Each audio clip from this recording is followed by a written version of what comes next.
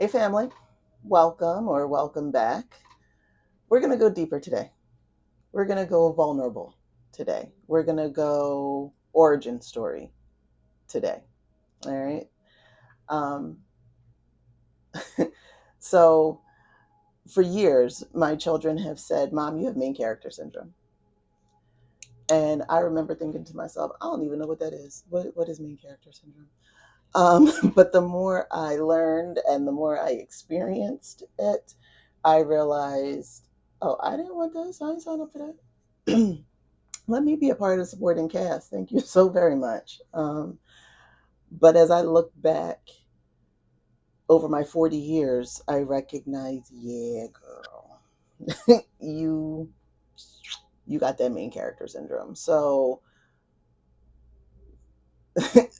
it's definitely something that I've been chosen for. It was not something that I sought out. Um, but if you would like to hear the story, if you haven't clicked off already, if you would like to hear the origin story of how you can be both hero and villain, how two things can be true at the same time, then by all means, like, comment, share, subscribe, keep watching. Um, yeah. So I remember sitting in my backyard. This was 2022. Drink in one hand, pen in the other, and I was journaling. And I heard a voice say, Your light is getting dimmer. And I'm looking around because the only other being out there with me is the dog. And unless the dog can speak English, child, I didn't know what was happening. But in that moment, um, I realize now that that was my first conscious download as an adult. Spirit was speaking directly to me. Spirit was saying to me, It is time to reclaim your life. It is time to reclaim your independence. It is time to reclaim. And so, plainly, what that meant was it's time to divorce my husband of 20 plus years. I got to a place where I could no longer pretend. I could no longer pretend to be something that I wasn't. I could no longer pretend to be happy, right? Um, I was no longer happy coexisting with this human that I had given three children to, that I had built what many would consider the perfect life with. Um, there was just emptiness. There was emptiness and there was hurt. There was unfulfilled promises. There was joy. There was laughter. But there was also a lot of masking. A lot of masking. Um, there was feeling unloved and feeling unappreciated and certainly feeling unheard. And finally, my heart had learned what my head had already known because my gut had been screaming it for years. For years. We've created all we can here, and it's time to move forward. I've always been that person that can move forward, that wants to move forward. Stagnancy feels like drowning to me. Um, you got to keep moving. And so, for those of you out there that may appreciate the hard work of obtaining traditional degrees and things of that nature, I can tell you that I started school to become a nurse when I was 24. I went back to school. At that time, our first child was 6 months old. He was 4 when I graduated. And when I graduated with my RN, I was 8.5 months pregnant with baby number 2 and working full time. Um, I completed my BSN 5 years later, my Bachelor's of Science in Nursing degree 5 years after that. And by that time, baby number 3, our baby girl, was 2. And then 5 years after that is when I got my master's in midwifery. So, yes, I am a certified nurse midwife. Um,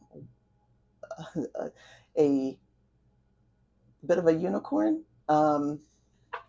A Black certified nurse midwife in America, there's less than 1,000 of us. And while that is an amazing accomplishment, I would say that my greatest accomplishment was having my three babies present when I walked across that stage for them. For them. That's why I keep moving. That's why I keep moving forward for my babies. Um, and so, while I am the hero in my origin story, my ex husband has made it exceptionally clear that I am the villain in his story. And that's fine. It is what it is. Um, because you see, from his lens, he didn't cheat that I know of. He didn't beat me. He didn't beat our children. He simply didn't. I'm going to say that again for the folks in overflow. He simply didn't. Right? He didn't help maintain the house.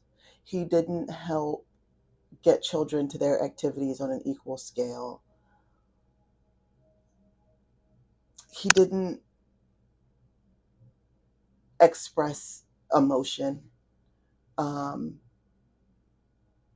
it was actually more of a neglect. He didn't come out and say, I love you, without me having to ask first. He didn't make me feel, allow me to feel appreciated or emotionally safe. He just didn't. What he did do, though, was believe that our financial security was meant to be 50-50. Which, how does that work, right? How's financial responsibility 50-50 and every other responsibility throughout the relationship is 90-10? That math don't math. It's not how any of this works. Now, if 50-50 is what you want, by all means, do your big one. That is for you. But that's not what I chose. That's not what I chose. I did not choose to be a trad wife and work full time outside of our home, to the point of exhaustion. Mm-mm. I don't think any woman chooses that. I don't think any woman chooses to be lioness and lion. It's such an unsustainable archetype. Like, no, that's you're not going to get your best from another human when that is, um, the parameters that have been set, right? So when I chose to no longer be lioness and lion in his story, I then became the villain. So what does that look like? In his version of events, it looks like, um, it's okay for a man to lie and tell family and friends and our children that I was unfaithful. It looks like a man that takes a woman's journal and sends her deepest, most intimate, private thoughts. He takes pictures of that and sends it out to family and friends. Um, it looks like a man that uses your Face ID to break into your phone so that he can look for any sign of wrongdoing going through your phone, right? And taking screenshots of messages meant for other people, meant for someone else, because in his mind, I cheated. And that's fine. Because you see, in my mind, what I recognized was that if I could even think about entertaining someone else, it's time to go so that I don't cheat. Um, it looks like a significant violation when someone takes your thoughts, your words, and sends it out to the masses, posts it on the internet. Um, you know, but again, that's who I am in his story. Now, it's taken me some time, but what I have learned is that when you continue to move forward in the face of stagnancy, you will be vilified. Because there are some that are not willing to look at themselves and what role they may have played in said story, right? So it's easier to vilify in the face of stagnancy than it is to acknowledge that maybe I've been stagnant. And we have to recognize that when there's a success or when there's a failure, it takes all parties involved. So it takes two people to be successful in a marriage, just as it takes two people to fail at a marriage. And family, this could be relationships, it could be career, it could be projects, bosses, it could be our own healthcare system. And so, family, this is what I will say in closing. One thing for certain, and two things for sure.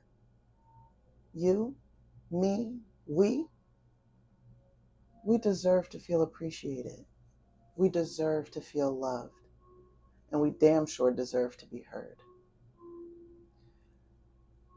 If you are a BIPOC woman interested in learning more about your reproductive health, your spiritual health, mind, body, spirit, reproduction, if you are a BIPOC woman that wants to go into your visits with your GYN, with your OB, whether that be doctor, nurse practitioner, midwife, and whomever in between, you want to feel more educated going into those visits, more comfortable, more competent, like you can hold those conversations with them, continue to like, comment, share, subscribe to this channel where we will continue to be vulnerable. We will continue to teach and we will continue to support each other so that you can feel heard. Ashe.